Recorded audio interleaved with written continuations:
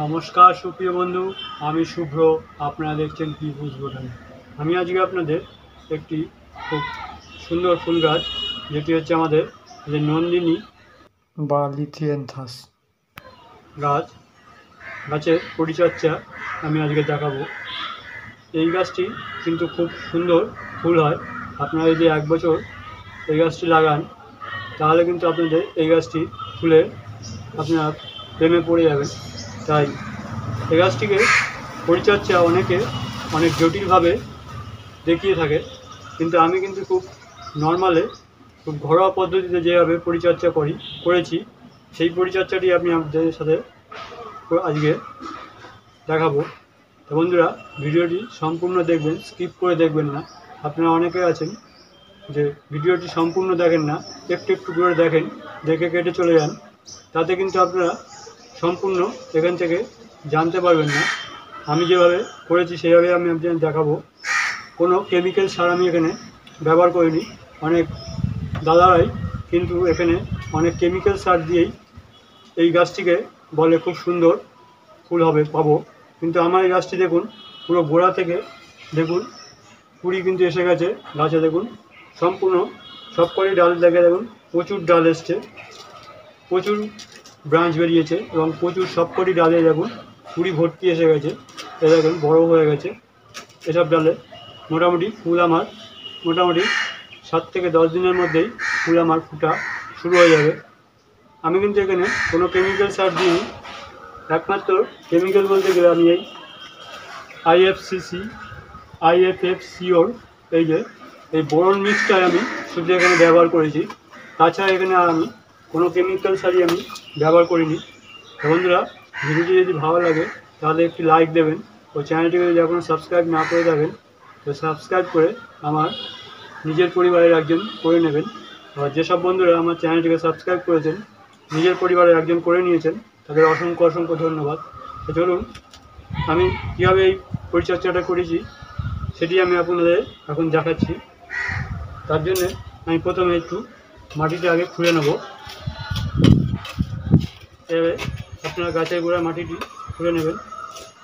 আমাদের এই নন্দিনী গাছ সম্পর্কে অনেকেরই অনেক ধারণা আছে যে আমাদের নন্দিনী গাছ অনেকেই বাঁচাতে পারে না। নন্দিনী গাছ বাঁচাতে না পারার প্রধান কটি কারণ হচ্ছে, এক হচ্ছে আমরা গাছটি ঠিক সঠিক সময় প্রতিস্থাপন করি না। 2 হচ্ছে আমরা গাছটিকে যখন করি গাছের গোড়ায় প্রচুর পরিমাণে জল দিয়ে দিই, যার কারণে গাছটি আমাদের পচে নষ্ট হয়ে যায়। এবং গাছে আমরা অতিরিক্ত খাবার দিয়ে দিই, যেমন সর্ষের খোল পচা জলটি কিন্তু এই গাছের গোড়ায় খুব বেশি দেওয়া যাবে না, হয়তো 2-1 বার দিতে পারেন। তাছাড়া বেশি সর্ষে পচা জলটি এখানে দেওয়া যাবে না। এবং গাছের গোড়ায় টবে প্রত্যেক দিন জলটিও খুব পরিমাণ মতন দিতে হবে। এবং যেহেতু এটা আমরা শীতকালে যখন প্রতিস্থাপন করব তখন গাছটি খুব ছোট থাকবে, তাই এর জন্য খুব বেশি খাবার এবং জলের প্রয়োজন নেই। গাছের গোড়াটি আমরা ভালো করে খুঁড়ে নেব। আপনারা খুঁড়ে নেবেন। এই গাছটি আমি যখন প্রতিস্থাপন করিয়েছিলাম তখন কিন্তু আমরা দেখিয়েছিলাম আমার গাছটি কয়টুকুনি ছিল। সেই সময় কিন্তু গাছটি প্রতিস্থাপন করেছিলাম, আপনাদের বলেছিলাম। এই গাছটি কিন্তু আমি অনেক আগেই প্রতিস্থাপন করেছিলাম, মোটামুটি শীতের সময় আমি এই গাছটি প্রতিস্থাপন করে দেখিয়েছিলাম। এখন যদি আপনারা এই গাছটি প্রতিস্থাপন করতে যান তাহলে কিন্তু আপনারা খুব এরকম সুন্দর ফুল পাবেন না গাছে। আর এখন খুব ছোট গাছ আপনারা এনে বাঁচাতেও পারবেন না। যদি পান একটু নার্সারি থেকে একটু বড় গাছে নিয়ে এসে আপনারা এখন লাগাতে পারেন, তাছাড়া কিন্তু গাছ আপনাদের বাঁচবে না এবং ফুল হবে না। সেজন্য আমি যেই সময় দেখিয়েছিলাম ওই সময় যদি আপনারা গাছটি করে থাকেন তাহলে এখন এইভাবে পরিচর্যাটি করে নিয়ে আপনারা কিন্তু গাছে ফুল পেয়ে যাবেন। তা আমি মাটির গোড়াটা ভালো করে খুঁড়ে নিলাম। এই গাছগুলো আমি মোটামুটি 15 দিন 20 দিন অন্তর অন্তর এইভাবে আমি এই পরিচর্যাটি করে গেছি।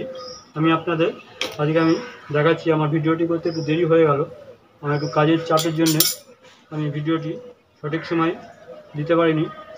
তাও এখন যদি আপনারা গাছটি করে থাকেন তাহলে আপনাদের কাছেও এখনও খুব সুন্দর ফুল আপনারা পেয়ে যাবেন। এবার আমি এই গাছের গোড়ায় যে মাটিটি দেবো, এই যে মিক্সড খাবার, এই মিক্সড খাবারটা আমার করা ছিল। এই মিক্সড খাবারটা আপনারা এর মধ্যে নর্মাল গার্ডেন সয়েল, শিংকুচি, হাড় গুঁড়ো, নিমখোল, আর আমি এই যে IFFCOর এই বোরন মিক্সটা আমি এখানে দিয়ে মিক্সড করে রেখেছি। এই মিক্সড খাবারটি আমি এখানে মোটামুটি 20 দিন পরপর আমি 15-20 দিন পরপর আমি এখানে দিয়েছি। এইভাবে গোড়া দিয়ে আমি দিয়ে গেছি। আর রাসায়নিক সার আমি এখানে কিছুই দিইনি। আপনারা রাসায়নিক সার যদি ব্যবহার করে থাকেন তো করতে পারেন, কিন্তু আমি যেভাবে করেছি এইভাবে করলেও আপনাদের কাছে ফুল আসবে। এভাবে দেখে নেবেন, করে নেবেন আপনারা।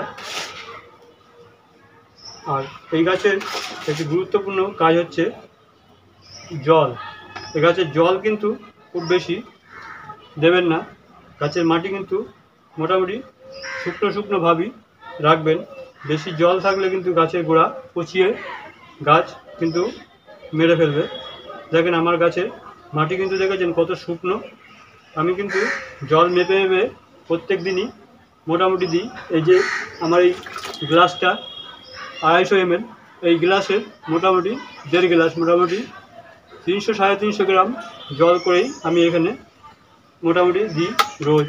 হিসাব করে আমি এই গাছে এইভাবে জলটা দিয়েছি, তাতেই আমার গাছটি কিন্তু এরকম সুন্দর হয়েছে। জল বেশি দেবেন না। মাটি ভিজা থাকলে, সাথে সাথে মাটি থাকলে কিন্তু গাছটি থেকে আমরা ফুল পাবো না, গাছটি হয়তো মরে যেতে পারে। এটা করে নেবেন এভাবে। আর সামনে বর্ষাকাল আসছে, বর্ষার সময় গাছটিকে কিন্তু জলে ভিজাবেন না।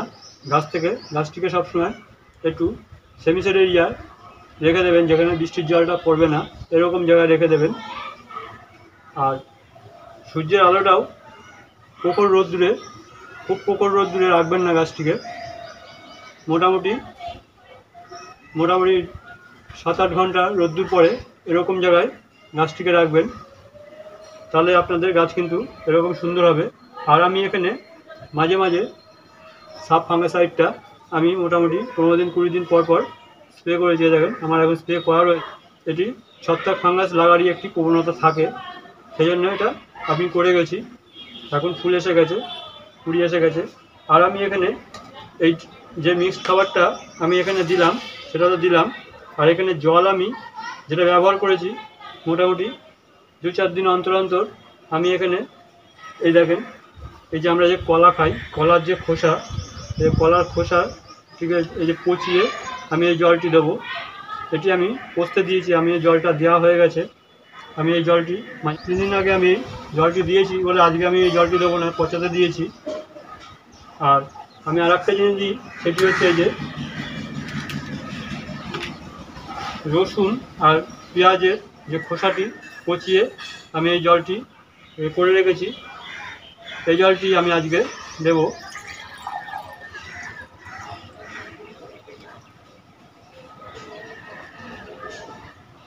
এ দেখেন রসুন আর পেঁয়াজের খোসা পচানো জলটি আমি এখানে পচিয়ে এই জলটি আমি এখানে দেব। এর সাথে আমি জল আর একটু মিশিয়ে নেব।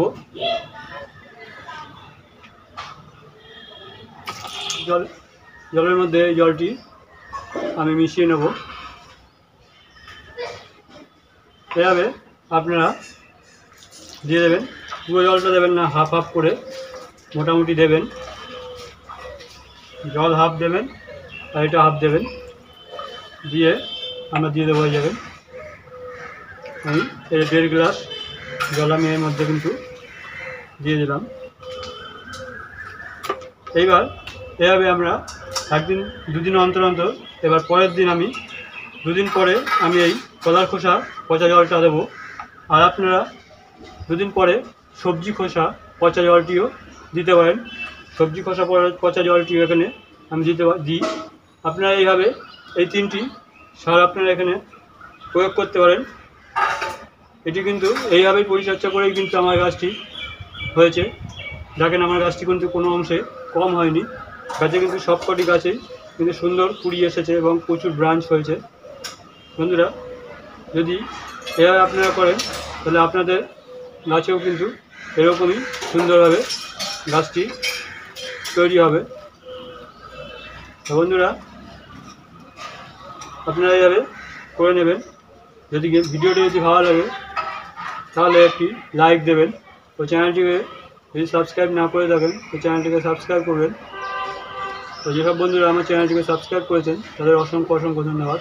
তাহলে আবার পরের ভিডিও দেখা হবে। নমস্কার।